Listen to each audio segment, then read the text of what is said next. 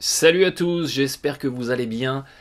Un trade exceptionnel, dispositif exceptionnel, il fallait que je sorte de ma retraite pour vous proposer cette vidéo sur le trade entre James Harden et Ben Simmons parce qu'il y a tellement de choses, il y a tellement de ramifications et il y a tellement d'extra sportifs et de sportifs que des formats de 2 minutes sur Twitter, c'était trop frustrant et c'était trop insatisfaisant pour qu'on se laisse comme ça. Donc exceptionnellement, on est de retour sur YouTube pour eh bien débriefer un petit peu ce trade avec, eh bien vous avez suivi ça à la trade deadline. D'un côté, les Sixers qui récupèrent James Harden et Paul Millsap, et de l'autre côté les Nets qui récupèrent Ben Simmons, Andre Drummond et Seth Curry, et également 2 premiers tours de draft, un en 2022 et un en 2027 avec une protection de mémoire place 1 à 8. Et déjà, eh bien, il faut revenir à la genèse de ce trade qui est quand même un petit peu improbable. Pourquoi je vous dis improbable? Parce qu'il y a encore quelques jours, il y a encore quelques heures, on avait d'un côté des officiels des Nets, un Steve Nash, le coach, qui publiquement aux journalistes déclarait non mais moi je viens encore de parler avec James Harden, il veut s'inscrire dans la durée avec les Nets, il veut rester avec nous, donc non, il n'y a pas de raison qu'on l'échange. Et puis de l'autre côté, au même moment, vous aviez les observateurs américains de la NBA qui ont le réseau, qui ont les bons contacts, qui déclarait non mais Harden Simmons c'est en train de se faire, et on avait 2 sons de cloche comme ça complètement dissonants, complètement opposés, et c'était pas des bruits de couloir, c'était pas les rumeurs disqueux, c'était des officiels des Nets qui disaient ça n'arrivait pas. Donc on était dans la confusion totale, et vous étiez nombreux sur Twitter à me demander mais attends, qu'est-ce que tu penses d'un trade de Harden aux Sixers? Je vous disais écoutez, attendez, les Nets annoncent officiellement que ça se fera pas, donc freinons des cas de fer. Et puis avec le recul, on comprend. Et les Nets l'ont très bien joué. Avec le recul, on comprend qu'en fait, les Nets, eh bien, ils ont publiquement nié pour mettre toute la responsabilité et toute la pression sur Harden, et pour le mettre, lui et son camp, dans une situation très très très inconfortable. En se positionnant eux dans la situation, mais attendez, nous, on a voulu Harden, on l'a payé assez cher, il est là, on a discuté avec lui, il veut rester. Ça met une pression énorme sur le camp Harden, puisque, et ça a d'ailleurs fuité un petit peu après, puisqu'on a découvert que c'était en fait à l'initiative de Harden, à peine arrivé, il voulait déjà partir, à l'initiative d'Harden, que des discussions étaient en train de se monter. Donc c'était très malin de la part des Nets, ça leur permettait de garder la main, et ça leur permettait d'éviter d'être dans une situation où les Sixers étaient en position de force, parce qu'il n'y a rien de pire quand vous êtes l'équipe vendeuse que d'avoir un joueur qui vous dit non moi je veux pas rester avec vous et j'ai envie d'aller là-bas, parce que ça met le là-bas dans une position de force, ce que les Nets voulaient à tout prix éviter, et ils l'ont magnifiquement joué. Ils l'ont magnifiquement joué parce que au final, dans cette affaire, le méchant entre guillemets, c'est Harden. Eux avaient envie de s'inscrire dans la durée avec lui, c'est lui qui voulait pas. Donc toute la responsabilité est rejetée sur Harden, et ça leur a permis de garder la main, ça a permis de le négocier à un tarif, on en reparlera un petit peu plus tard, qui leur permet de récupérer des contreparties qui sont intéressantes. Donc c'est pour ça qu'on a eu ces filouteries, toutes ces filouteries autour du trade d'Harden. C'était assez fascinant d'ailleurs à suivre ce jeu comme ça de poker menteur des deux côtés. C'était bref très très particulier. Et on se retrouve dans une situation, on connaissait le fast-food, vous connaissez le fast-food, maintenant on connaît le fast-team. On connaît les assemblages de joueurs qui durent quelques mois, et puis je me suis lassé, on passe à autre chose. Harden aux Nets, il faut quand même 1 minute s'asseoir et y réfléchir sérieusement.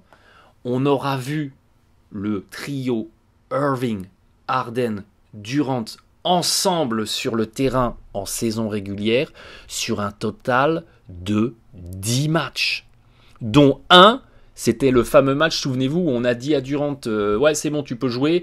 Ah non, finalement tu peux pas jouer, tes tests Covid sont négatifs, bon, sont pas concluants. Ah, finalement tu peux rejouer, ah, finalement tu peux pas jouer. Sur les 10 matchs, il y en a un qui est improbable avec cette histoire de Durant, un coup je peux pas. 10 matchs de saison régulière, 5 matchs de playoff. Je vous fais abstraction du 6e match où Harden se blesse au bout de 40 secondes contre les Bucks.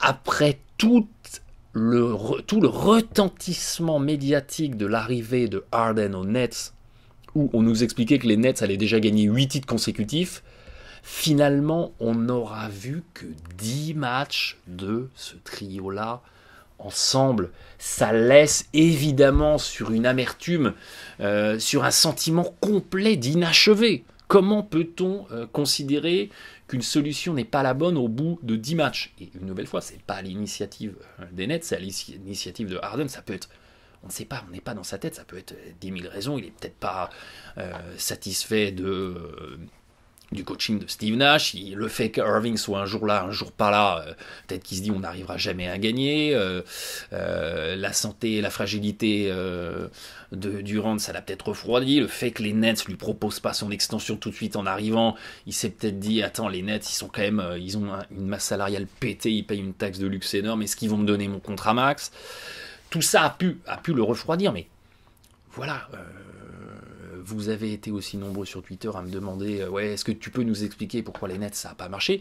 Mais en fait, on n'a rien vu des Nets.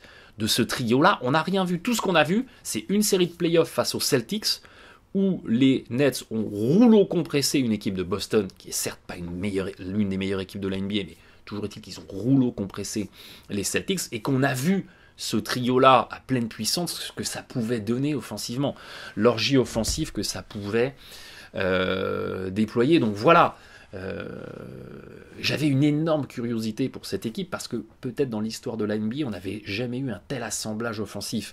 Curry, Klay Thompson, Durant, c'était assez fascinant, mais ce trio-là était assez fascinant. On ne saura jamais. C'est ça toute la frustration, on ne saura jamais ce que ça aura pu donner. Et dans cette NBA du temps très court, des consommables, on essaye, on se donne 6 mois, ça marche pas, on passe complètement à autre chose. Je suis le premier à regretter, maintenant c'est comme ça, on va pas refaire l'histoire, on va pas tout mettre au conditionnel. Fine, ok, let's go, the show must go on, let's move on. Et du coup, eh bien, on a une équipe des Sixers et une équipe des Nets, mais on en reparlera dans un deuxième temps, mais en tout cas dans un premier temps, une équipe des Sixers qui permet une récupération de Harden à un prix qui est tout à fait intéressant. Pourquoi je vous dis ça? Parce que on a d'un côté un Simmons qui de toute façon ne jouait pas, qui de toute façon ne voulait plus jamais rejouer, qui sortait d'une saison passée compliquée, donc qui avait une valeur marchande, même si c'est un super joueur, qui avait une valeur marchande assez basse. Et au final, dans cette équipe des Sixers 2022 qui tourne bien, les Sixers ils ont un bon bilan, eh bien, pour récupérer Harden, qui, même s'il est un peu en errance sur cette saison, reste quand même un joueur, il est en errance, il est quand même All-Star, il reste quand même un joueur ô combien, qui peut être ô combien prolifique, et bien pour récupérer ce joueur ô combien prolifique, finalement ça a coûté aux Sixers dans leur dispositif actuel Seth Curry et André Drummond. Ils ont réussi à épargner Maxey, à épargner Thybulle, que les Nets voulaient absolument. Donc, c'est une formidable opération et c'est un formidable coup de maître de Daryl Morey que de réussir à avoir son Harden chouchou, finalement sans sacrifier les joueurs intéressants, prometteurs du dispositif et sans sacrifier de joueurs majeurs. Seth Curry, un super joueur, mais c'est pas lui faire insulte que de dire qu'il n'est pas un joueur ultra majeur du dispositif des Sixers, même quand il était sur le terrain, le rendement de l'équipe était très bon. Ça reste un bon titulaire NBA, ça reste un bon joueur NBA, mais c'est pas lui faire insulte que de dire que ça n'est pas un All-Star, que ça n'est pas un joueur All-NBA, que ça n'est pas un franchise player. Donc, les Sixers réussissent à acquérir Harden à un bon prix finalement. Oui, ils perdent 2 tours de draft, mais un 2022 qui allait être quoi, un 22, un 23e choix, et un 2027. Où sera la NBA en 2027? Regardez la NBA de 2017, il y a 5 ans, par rapport à celle de 2022. tout a été rebattu. Donc 2027, c'est dans tellement longtemps. Et puis on a mis une protection dessus. Donc dans le pire des cas, si on était en errance et qu'on avait un top pick, on le gardera. Donc prix d'acquisition de Harden relativement intéressant. Maintenant, attention, il y a beaucoup de choses qui restent en suspens, beaucoup de questions. On en reviendra un petit peu plus tard, mais voilà, acquisition tout à fait raisonnable de la part des Sixers. Et puis, si on raisonne un petit peu plus largement, du côté des Nets, finalement, on récupère Ben Simmons, on récupère Seth Curry, on récupère Andre Drummond, par effet ricochet, pour Jarrett Allen, Caris LeVert et Taurean Prince, et un premier tour de draft.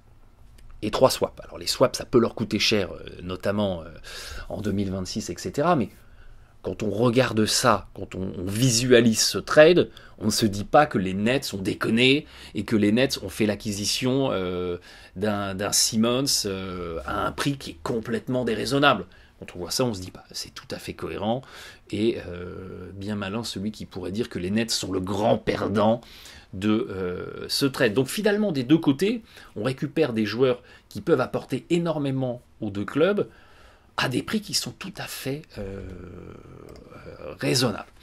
Et pourquoi je voulais aussi vous parler de ce trade? Parce qu'il est fascinant dans la dimension de rédemption qu'il peut apporter à ces deux joueurs. Et je n'ai pas souvenir dans l'histoire de la NBA récente d'un trade comme ça de deux joueurs majeurs, de deux joueurs calibre All-Star, calibre All-NBA, qui, après le trade, les deux sont dans une situation où on doit faire amende honorable, où on a joué les divas, on doit maintenant prouver qu'on est bien le joueur capricieux, qui méritait d'être capricieux et qui peut amener une équipe au titre. Et on a des deux côtés deux joueurs qui sont en rédemption, qui doivent prouver à la NBA qu'ils sont des joueurs majeurs, qui peuvent amener leur équipe au titre. Et il y a une vraie potentialité d'aller, et du côté des Nets et du côté des Sixers, d'aller chercher un titre, d'être champion derrière. Alors, quand on reprend au trade de DeRozan, Kawhi Leonard, oui, Kawhi Leonard était en rédemption. Il avait fait un peu la diva aux Spurs, il arrivait aux Raptors en mode rédemption. Mais est-ce que, dans l'autre sens, DeRozan, qui sortait, lui, d'une saison décevante aux Raptors, notamment en playoff, oui, il avait à cœur de rebondir, mais est-ce que les Spurs qui accueillaient DeRozan restaient favoris pour le titre, étaient vraiment dans la course au titre? Je sais pas, est-ce qu'à l'époque de Chris Paul, Westbrook, Chris Paul, il n'arrivait pas au OKC avec comme capacité d'aller emmener cette équipe d'OKC au titre? Est-ce qu'à l'époque de Kyrie Irving, souvenez-vous, Isaiah Thomas, pareil, Irving avait fait la diva I don't wanna be there, il avait tout approuvé aux Celtics, mais est-ce que Thomas qui arrivait, il avait fait ce qu'il pouvait aux Celtics, est-ce qu'il arrivait aux Cavs en mode je suis en rédemption, je dois prouver quelque chose?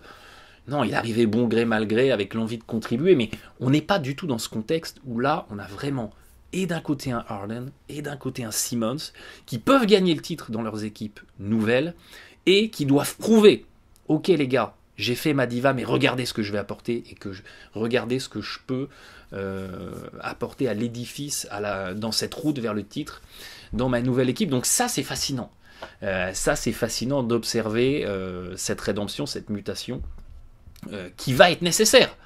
Et les deux joueurs ont tout approuvé. Oui, ils ont un palmarès, oui, ils ont un CV, mais ils ont tout approuvé avec leur nouveau club. Donc ça va être fascinant à observer. Si on regarde plus en détail justement les contributions potentielles de Harden, alors j'entendais Stephen A. Smith dire oui, il récupère Harden, c'est catastrophique, il perd Seth Curry qui est un top joueur sur le catch and shoot à 3 points, qui matchait parfaitement avec Joel Embiid. Si on se replonge dans les rendements d'Harden, alors on va pas regarder cette saison, on va pas regarder la saison passée, on va dire que c'était des saisons où on avait un Harden à 55-60% de ce qu'il peut vraiment fournir, mais si on regarde dans la dernière saison où il semblait au meilleur de sa forme, eh bien Harden au catch and shoot c'est 41% à 3 points, donc Curry est à 44%.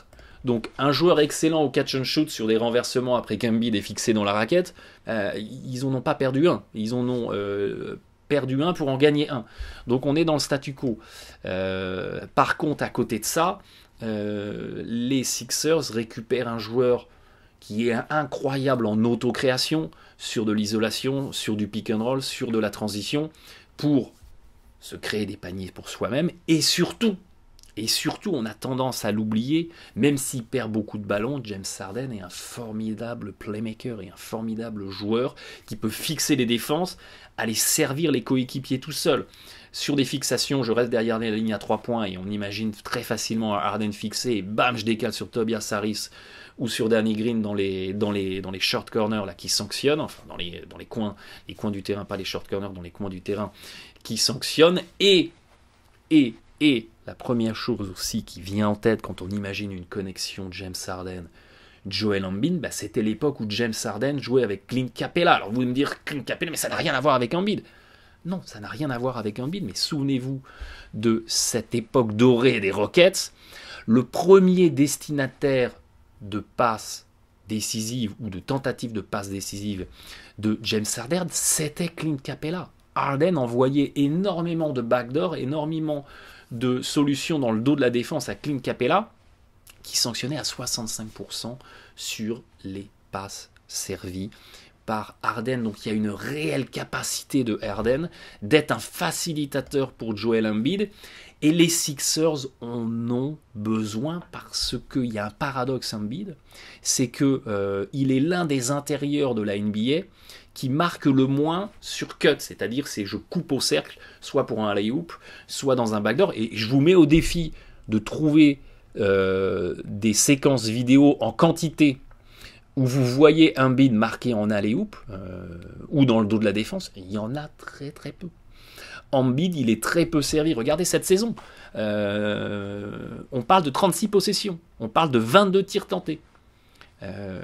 Les séquences de backdoor pour Embiid, il y en a très très peu. Et Harden peut lui en apporter justement énormément, peut donc être un facilitateur pour lui, peut lui apporter des paniers clés en main qu'il n'a jamais eu jusque-là, même à l'époque Ben Simmons, aussi playmaker soit-il, il n'avait pas cette capacité de fixation, j'évolue dans le trafic et bam, je vais lancer le alley-oop derrière que Embiid va aller choper et va aller cloquer dedans. Si vous comparez par exemple avec Jokic, un autre intérieur calibre MVP, vous allez me dire mais ça n'a rien à voir, ils n'ont aucun profil similaire, etc. Oui, d'accord, mais comparons deux pivots MVP, ou deux pivots calibre MVP. Et bien d'un côté, vous avez un Embiid qui met que 3% de séquences en cut, en backdoor, en alley-oop, là où vous avez un Jokic qui est à 9%, 3 fois plus.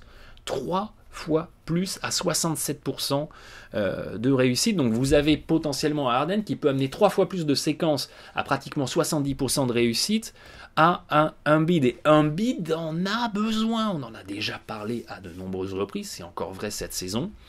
Joel Embiid, qui est quand même un intérieur avec un assemblage incroyable de taille, puissance, vitesse, mobilité, très bonne main, il n'a que le 228e pourcentage au tir, si on n'intègre pas les lancers francs, que les tirs à 2 points, que les tirs à 3 points. Embiid, c'est le 228e pourcentage de réussite de la NBA sur 570.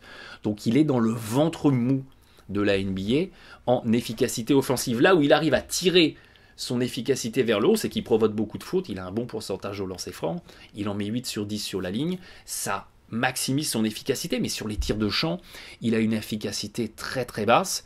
Une nouvelle fois, comparons avec Jokic.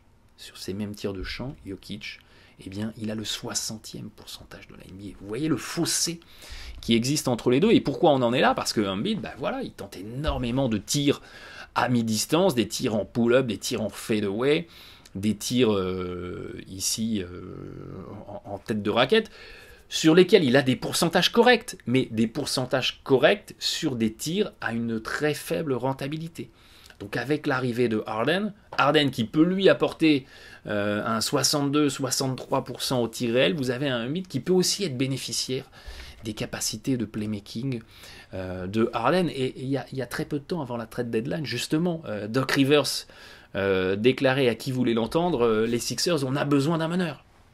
On a besoin d'un joueur pour être en création, pour être en playmaking, parce que Maxey ne peut pas tout assumer, et Maxey, qui fait une saison remarquable, il n'a pas vraiment un profil de playmaker, de joueur qui crée pour les autres. Il apporte plein d'autres choses, mais c'est certainement pas ça, prioritairement. Et avec Harden, les Sixers récupèrent ce joueur. Et regardez, les Sixers, c'est que la 21e équipe de la NBA en pourcentage de passes décisives. Donc il y a clairement un malus de création dans cette équipe des Sixers. Et c'est vrai que quand on regarde le dispositif, Harris n'est pas un playmaker, Seth Curry n'est pas un playmaker, Tybalt n'est pas un playmaker, Maxey n'est pas un playmaker, Milton un petit peu, mais pareil, c'est pas sa force numéro 1, Danny Green l'est pas, il n'y a aucun joueur. Il n'y avait aucun joueur vraiment en capacité d'être en création pour les autres, et quand va venir l'heure des playoffs, que les défenses se resserrent, que tout devient beaucoup plus compliqué, c'est une formidable acquisition que d'avoir un Harden qui peut aller trouver dans un trou de souris le petit décalage, le petit intervalle pour que j'y aille moi-même chercher mes points ou je fasse briller les coéquipiers. Donc à ce niveau-là, c'est une magnifique acquisition. Et puis de l'autre côté, du côté des Nets, avec l'arrivée de Simmons, eh bien, on a pour la première fois dans la carrière de Simmons un environnement collectif qui va peut-être lui permettre enfin de s'exprimer, où il va peut-être enfin pouvoir être maximisé. C'est pareil, le cas Simmons, on a eu de cesse d'en parler sur cette chaîne.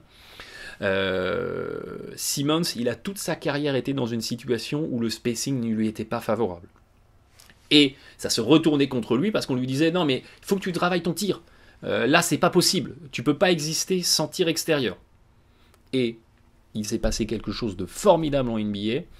On a eu un joueur qui a amené une équipe au titre, qui a été MVP, qui a été un mutant, qui n'a absolument aucun tir extérieur. Donc on a eu le contre-exemple parfait avec Giannis Antetokounmpo de ce que pouvait devenir Simmons si l'environnement collectif lui était favorable et si en fait ses faiblesses devenaient ses forces. Et c'est exactement ce que Budenholzer a réussi à proposer à Giannis.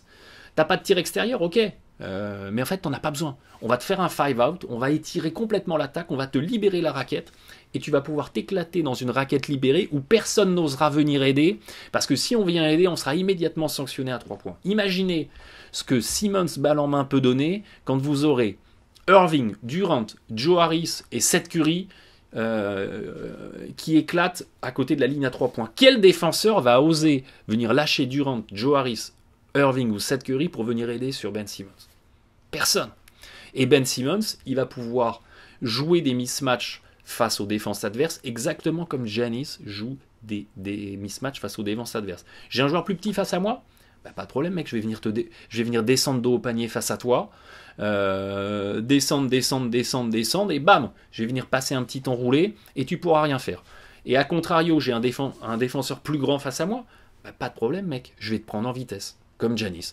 Je vais te prendre en vitesse, je vais te déborder et je vais aller finir en lay-up. Et s'il y a une aide sur moi, bah bam, je vais servir le coéquipier qui est laissé tout seul et on va sanctionner à 3 points. Et c'est insoluble. Les Bucks, ils n'ont pas spécialement de structure ultra complexe en attaque.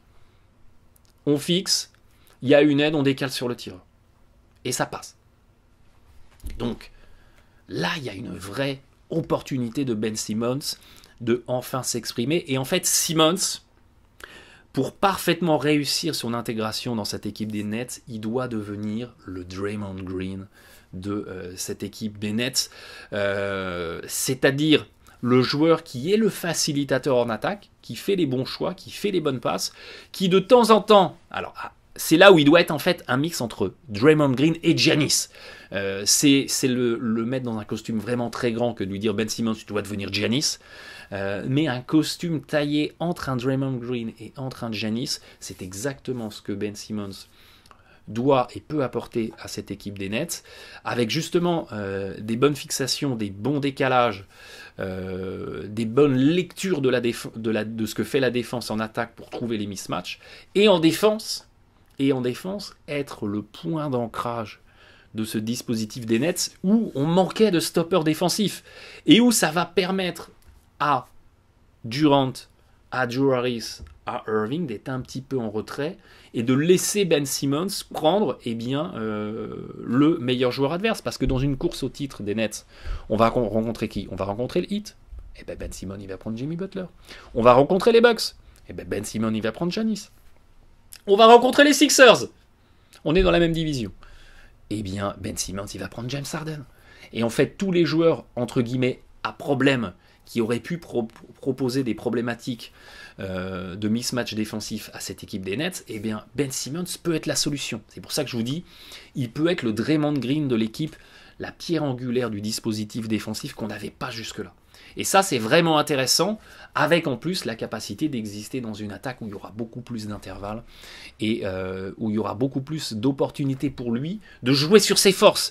Et plutôt que de chercher sur l'autel de la polyvalence absolue à vouloir faire moins mes forces et peut-être un petit peu plus mes faiblesses, laisse tomber tes faiblesses, ne tire pas, c'est pas grave. Concentre-toi sur ce que tu fais de mieux, tu drives, tu vas finir fort dedans et derrière on va te proposer un environnement collectif qui va te permettre d'y arriver. Et là c'est fascinant. Par contre là c'est fascinant, mais il y a des contreparties, il y a des efforts à faire, il y a des points d'amélioration qui sont indispensables. Et le premier c'est pareil. On ressort un vieux sujet. Simmons, il n'a pas besoin de 3 points. Simmons, il a besoin de lancer franc. C'est pas possible quand vous êtes un joueur qui joue majoritairement vers le cercle, qui joue majoritairement sur des mismatchs, qui va provoquer des fautes, du défenseur plus petit qui va se faire coincer dos au panier ou du défenseur plus grand, moins mobile face au cercle qui va être débordé. Simmons, il va provoquer des fautes, il va tenter des lancers francs. Faut être à 70-75%. C'est pas possible d'être à 60%. Parce que dans ces cas-là, la défense fera systématiquement faute. Voire on fera un hack à Simmons en fin de match et les Nets seront bien embêtés. Donc il y a une vraie progression à faire au lancer franc. Il y a Steve Nash, il y a Kyrie Irving, il y a Kevin Durant, il y a Joe Harris, il y a Patty Mills. Il y a quand même une foule de joueurs qui sont des références au lancer franc qui peuvent lui apprendre, qui peuvent lui expliquer, qui peuvent être avec lui à l'entraînement pour y arriver. C'est pas le bout du monde. On n'est pas en train de demander à Simmons de passer de 10% à 3 points à 40%. On est en train de lui demander de passer de 60% au lancer à 70-75%. C'est pas grand-chose, c'est 10-15 points de pourcentage, mais c'est tout un monde. C'est tout un monde dans son efficacité offensive. Et puis, il y a un autre sujet sur lequel Simmons doit absolument aussi se concentrer, c'est la transition. On l'a déjà pareil évoqué plein de fois du côté des Philadelphia 76ers. On a eu de cesse de vous mettre en alerte sur cette image d'Épinal, sur cet adage qu'on avait de Ben Simmons en disant « Non mais Ben Simmons c'est un formidable joueur de transition ». Non, on vous l'a montré à plein d'occasions et dans plein d'exemples. Simmons, c'est complètement fou, c'est complètement paradoxal, mais il était plus à l'aise et plus efficace sur l'attaque placée mi-terrain que sur la transition. Je ne vous ressors pas les stats, je ne vous ressors pas les vidéos, je vous invite à retourner voir les vidéos de l'époque. Et pourquoi on était en complet trompe-l'œil sur le rendement de Simmons sur la transition? Parce que, il perdait énormément de ballons, 27% de perte de balles sur la transition. Il y avait énormément de séquences où Simmons il court. Et en fait, au lieu d'abord de chercher à marquer lui-même, il cherche systématiquement les coéquipiers. Puis à un moment, il saute, il est dans les airs. Je sais pas quoi faire. Et bam, la balle va dans les gradins. 27% de séquences de transition qui étaient principalement du côté des Sixers emmenées par Simmons finissaient dans les gradins. Enfin, imaginez, vous êtes en 3 contre 2 et tout ce que vous arrivez à récolter, c'est une perte de balle, c'est catastrophique. C'est ce qui peut arriver de pire, la perte de balle dans une attaque avec la faute offensive, c'est ce qui peut arriver de pire parce que vous n'avez même pas eu l'opportunité de tenter un tir. Donc il y avait un vrai sujet sur les pertes de balles. Là, du côté des Nets, dans quelque chose de plus étiré, de plus ouvert, il ne faut pas se prendre la tête. Il faut que Simmons il se concentre sur un truc simple, je fixe vers le cercle. S'il n'y a personne, je vais au bout, et je vais en bout en force, et je ne vais pas au bout comme on le voyait du côté des Sixers, en tentant des trucs improbables, je reviens sur ma main gauche, machin, et je tente un truc compliqué. C'est aussi ça qui expliquait que sur la transition, son rendement était assez bas, parce que ses pourcentages de réussite, finalement, dès lors qu'il y allait pour lui, étaient assez bas. Là, je bénéficie du spacing, je vais fixer, et puis, si jamais il y a une intervention de la défense qui me barre l'accès au cercle, je ne me prends pas la tête. Je donne à Irving ou je donne à Durant. Les deux arriveront magnifiquement à transformer une transition ou une semi-transition en en un lay-up ou un catch and shoot à 3 points qui fonctionnera avec efficacité. Et même chose, imaginez une contre-attaque. Vous avez Seth Curry et Joe Harris qui courent dans les ailes. Et vous avez après un éventuel Durant en trailer, mais il n'y a pas besoin de se prendre la tête. Vous faites une passe à gauche ou une passe à droite, vous avez un 3 points, ou bien une fixation en dribble, et vous avez Durant à qui vous n'avez qu'à lui transmettre la balle, qui va vous trouver miraculeusement un panier dans le trafic. Donc, revenir sur des trucs simples, réexister en efficacité sur la transition, parce que les Nets, si on regarde sur la saison passée, on ne va pas regarder cette saison qui est une saison vraiment tronquée pour les Nets, mais si on regarde sur la saison passée, c'était une excellente équipe de transition. Donc il faut que Simmons s'inscrive dans cette utilisation de la transition qui marchait bien du côté des Nets, et non pas qu'il dégrade leur rendement en perdant trop de ballons, en n'arrivant pas lui-même à conclure. Il y a un vrai sujet transition, mais les Nets peuvent le travailler. Et surtout, les solutions qui seront offertes à Simmons seront peut-être plus pertinentes, plus évidentes. Et on en revient toujours à ces histoires de spacing, beaucoup plus ouvert que ce qui lui était proposé du côté des Sixers. Donc voilà, vous l'aurez compris, les deux, il y a un énorme travail de rédemption à faire. Il y a un énorme travail de réinvestissement personnel à faire avec les nouveaux clubs. Parce que oui, sur le papier, c'est intéressant, mais ni du côté des Sixers, ni du côté des Nets, on ne sait vraiment quel est le niveau réel du Harden et du Simmons qu'on a récupéré. À eux de prouver que ce sont encore des joueurs All-NBA, que ce sont encore des joueurs majeurs qui peuvent être la pièce décisive qui emmène leur équipe respective au titre. Et c'est d'autant plus intéressant qu'on est dans une séquence de temps long. C'est-à-dire que ni les Nets ni les Sixers ne sont dans une situation où il faut gagner là le titre en 2022. S'ils le gagnent en 2022, tant mieux, c'est que du bonus. Mais on n'est absolument pas dans cette obligation-là. On n'est pas dans le scénario des Nets, des Sixers en 2019, souvenez-vous, qui récupèrent Jimmy Butler, qui récupèrent Tobias Harris. Les deux sont en fin de contrat. On a fait tapis et il faut gagner tout de suite. Il faut gagner tout de suite parce que derrière, on peut les perdre contre rien à l'intersaison et on n'aura aucun moyen de rebondir. C'est exactement ce qui s'est passé. Ils ont perdu Jimmy Butler contre rien ou quasiment rien. Oui, il y a eu Josh Richardson par effet domino, etc. Mais on était dans un win now à très court terme. Là, on est dans une séquence de temps long et c'est d'autant plus important que l'histoire de la NBA nous a montré que ça n'est quasiment jamais arrivé qu'une équipe accueille en cours de saison un joueur majeur et arrive à gagner le titre dans la foulée. Parce que quand vous arrivez en cours de saison, les matchs de saison régulière s'enchaînent, on n'a pas le temps de s'entraîner, on n'a pas le temps de travailler le jeu collectif d'attaque et la défense collective, et tout va trop vite et puis on est pris un peu dans la tornade de la NBA, tout ça prend sur le tas et c'est honnêtement pas une base saine pour monter un groupe qui peut être compétitif pour les playoffs et pour le titre. Alors vous allez me dire, mais si, les Raptors, ils ont échangé Valanciunas et ils ont récupéré Marc Gasol et derrière ils ont été champions. D'accord, mais c'est pas faire insulte à Gasol que de dire, oui, il était un joueur important, mais que dans la hiérarchie et dans le dispositif Raptors, c'était pas le deuxième ou le premier joueur du dispositif. Il arrivait après Kawhi, après Laurie, après Siakam. Il a eu son rôle à jouer, mais dans un rôle peut-être un peu plus restreint que celui d'un joueur majeur comme Harden ou comme Simmons peuvent l'être avec leur club respectif. Donc on est dans un temps long. Pourquoi je vous dis dans un temps long ? Parce que par exemple du côté des Sixers, eh bien la saison prochaine, ici en 2022-2023, Harden, en acceptant le trade, a validé son option joueur. L'intégralité du dispositif, on peut même faire revenir Danny Green qu'un contrat non garanti, mais l'intégralité du dispositif actuel est reconduit. Donc on a tranquillement le temps de développer ce groupe, faire ce qu'on peut en 2022, mais après on a un training camp complet, on a une saison complète pour être champion en 2023. Et ça finalement c'est un temps, alors j'ai mis temps long, temps, on va dire moyen, temps moyen, mais on n'est pas dans une logique court-termiste où il faut gagner tout de suite. Donc on est dans la sérénité.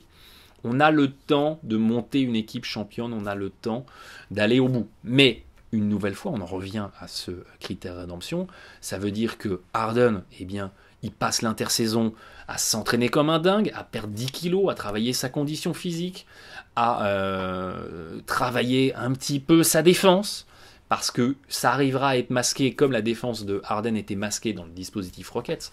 Ça n'a pas empêché les Rockets en 2018 d'être l'une des meilleures défenses, enfin d'être en tout cas dans le top 10 des défenses de la NBA. Mais voilà, tout ça, c'est pas acquis, c'est pas livré sur un plateau, ça va être conditionné à la capacité de Harden de dire voilà, 2023, en partant du principe que 2022 c'est une année de transition, mais 2023 c'est l'année où on peut aller gagner le titre, je me donne les moyens et ça commence au premier jour de l'intersaison. Et je fais une intersaison à la LeBron, je fais une intersaison d'implication, de remise en condition et un vrai début de route vers le titre. C'est pas pour l'instant ce qu'on avait spécialement vu de Harden juste là. Donc voilà, c'est là où le schéma rédemption s'inscrit, mais on est dans un temps long, et du côté des Nets, c'est la même chose. Alors oui, il y a Irving qui est en option joueur 36 millions la saison prochaine. Son option joueur, il va l'activer. Il a tout intérêt à attendre l'intersaison prochaine pour avoir un nouveau contrat qui sera indexé sur le cap de 2023-2024, parce que c'est un cap qui sera plus élevé, donc il gagnera plus d'argent. Donc c'est pareil, le dispositif Nets pour les joueurs majeurs, il est encore là la saison prochaine. Et une équipe des Nets, c'est New York, c'est un gros marché, c'est une grosse ville. Certes, leurs finances sont pétées, mais il leur restera toujours une mid-level exception, il leur restera toujours des contrats mini pour aller prendre des joueurs qui ont envie de finir leur carrière sur une bonne note et d'aller récupérer, pourquoi pas aussi des joueurs sur buyout au salaire minimum qui peuvent renforcer l'équipe. Donc c'est pareil, le gros du noyau dur des Nets, il est reconduit, on a un petit peu de flexibilité pour boucher les trous dans le roster, donc c'est pareil. Les Nets, quid de cette saison, on a encore Kyrie Irving à temps partiel, on a un Durant qui est blessé, on a un Simmons. Quel est le niveau actuel de Simmons? Il est en forme, il n'est pas en forme, il s'est entraîné collectivement, il n'a pas fait un entraînement collectif, pas fait un match depuis un an, enfin il revient dans quel état quoi. Donc pareil, on a une année 2022 de transition, et si ça se passe en 2022, tant mieux, mais on prépare l'année prochaine. Où on va mettre tout en place pour aller au bout. Et c'est pareil. Du côté de Simmons, ça passera par une intersaison où je vais travailler mes lancers, où je vais travailler la transition, je vais travailler la gestion du ballon, les bons choix, les bonnes lectures, et on arrive remonter comme des pendules au début de la saison 2022-2023, mais tout ça se prépare au premier jour de l'intersaison. On est dans la même logique d'une rédemption qui se ne fera pas sur un claquement de doigts, mais qui se fera dans la durée. Donc, maintenant il n'y a plus qu'à. C'est tout. Sur le papier, tout est assemblé, toutes les pièces se rejoignent. Maintenant, il n'y a plus qu'à. Mais rien n'est acquis. Tout est à prendre. Et du côté des Nets et du côté des Sixers et du côté de Harden et du côté de Simmons, il y a vraiment quelque chose à observer, quelque chose de fascinant. D'ailleurs, ce qui est paradoxal oui ou non, dans ce trade, c'est que au final, les deux équipes, c'est quand même assez rare, mais au final, les deux équipes peuvent ressortir meilleures de ce trade. Donc on peut être complètement dans une solution gagnant-gagnante. Par contre, il n'y en aura forcément qu'une seule championne à la fin. Ou alors par alternance. Et puis finalement chacun ira goûter aux joies d'un titre. Mais ça va être absolument fascinant. C'est une très mauvaise nouvelle d'ailleurs pour les Bucks, pour le Heat, etc. Parce qu'on a potentiellement deux équipes qui étaient déjà fortes, Sixers et Nets, qui peuvent encore devenir plus fortes. Les deux en même temps, à l'issue de ce trade, ça va être fascinant. Évidemment, on suivra ça. Je retourne à ma retraite. Bon match à tous.